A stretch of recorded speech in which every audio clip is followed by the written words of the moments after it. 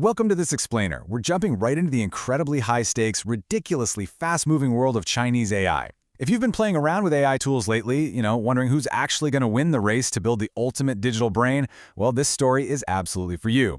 Right now, there is this fascinating, kind of brutal tension playing out. You've got the grand utopian visions of AI founders colliding head-on with the cold, hard reality of the financial markets. And honestly, no story captures this quite as perfectly as what's happening right now with MiniMax and its founder Yan Zhenji.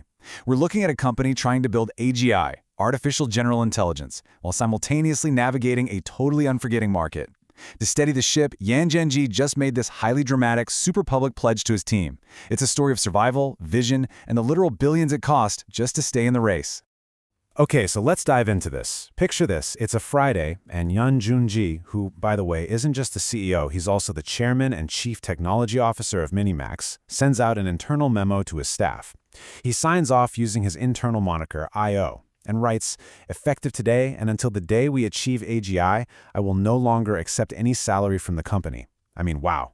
When you read that, it feels like this deeply romantic, almost Steve Jobs-esque article of faith, right? He's essentially tying his own personal livelihood directly to the ultimate, most ambitious finish line in all of tech, AGI. He even added, "We will keep going until we get there." It's this stirring, visionary message clearly designed to rally the troops and project just absolute, unshakable confidence in the mission. But here's the thing about those romantic visions. They almost always collide with cold, hard reality. Because the actual context for that super inspiring letter, it's that number right there, 80%. Since March, MiniMax's stock has completely plummeted. It's lost about 80% of its value. That is a massive, crushing slump. So those inspiring words from the CEO, they didn't just happen in some vacuum of success. They were deployed right in the middle of a major financial cratering. And look, when a stock loses 80% of its value in just a few months, morale is going to take a hit, for sure. The whole narrative around the company just inevitably starts to fracture. So how exactly is the CEO trying to fix this? Well, giving up a salary is a really nice symbolic gesture, sure, but let's be real for a second. When you're a tech founder, giving up your paycheck is kind of the easy part, because your true wealth sits in equity. The real sacrifice here is the 5% of his total stake that he's actually giving away. Over the next 4 years, Yan has promised to hand out shares worth 4% of the company from his own personal stash directly to reward staff, plus another 1% to seed a fund for open-source projects. Giving away 5% of your total stake? That is a massive, tangible financial hit, and it brilliantly illustrates what's actually going on behind the scenes here. This is a desperate, necessary retention tool. Right now, Chinese AI talent is being poached incredibly hard by rival firms. Yan is literally using his own equity to lock his talent in and keep them believing in the mission, even as the stock price has totally collapsed. Now, if you really want to understand the motives behind all this inward-facing optimism, well, the timing is the tell.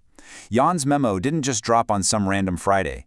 It landed on the exact same day that MiniMax moved to raise a staggering $2 billion from investors. You only run this kind of massive, highly discounted fundraise when you desperately need cash and you really need to steady the nerves of the market. So that whole pledge about working for free until AGI, it's not just about pure ambition. It's a carefully timed piece of internal messaging. It's aimed directly at a nervous staff who are watching the share price tank while the company is simultaneously basically begging the market for a multi-billion-dollar lifeline. Now, what's really fascinating here is how the financial mechanics of this lifeline actually work in practice. If we break down the reporting from Bloomberg, we see exactly what a desperate cash grab looks like on paper. So on one side, MiniMax is selling 35.6 million new shares at 268 Hong Kong dollars a pop. That pulls in about 1.2 billion US dollars. But they had to offer it at a near 10% discount compared to Thursday's closing price just to get buyers to bite. Then, on the other side, they're pairing that equity sale with 6.5 billion Hong Kong dollars in zero-coupon convertible bonds due in 2027. And they've got heavy hitters like Morgan Stanley and UBS arranging the deal. What does all that mean in simple terms? It's basically a massive loan that pays no regular interest, but it can be swapped for company stock later down the line. It's a complex, huge restructuring designed to inject immediate, desperate liquidity into the company at a very, very steep cost. And we really need to look at how this builds into a super painful situation for everyday investors. For retail holders who bought in near the top of the market, this necessary cash grab actively stings. On the very Friday this was all announced, the stock fell almost another 10%. Why?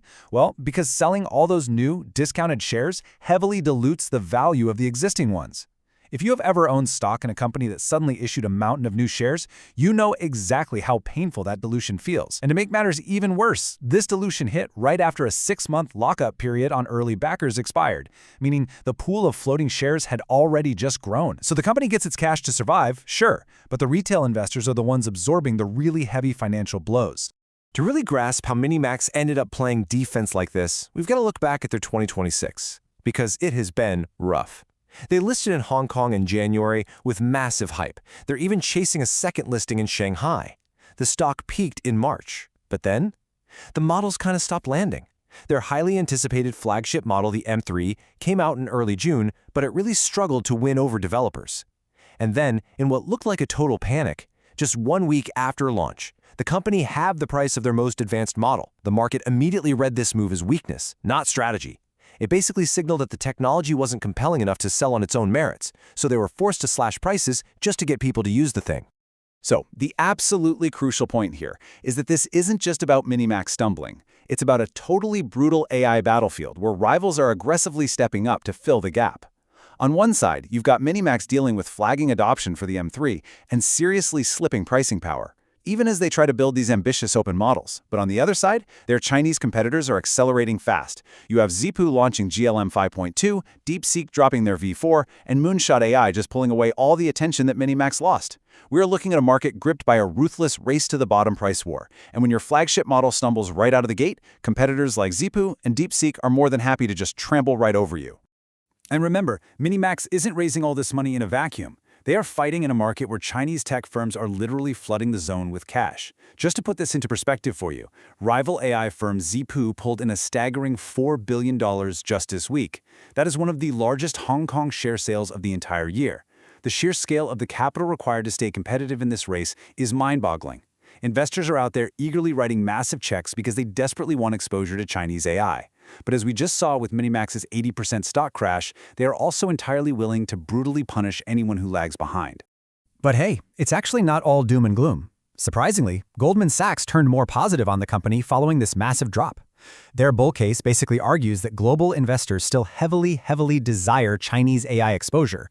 And because MiniMax's stock has crashed so severely, their valuation is actually considered highly attractive right now.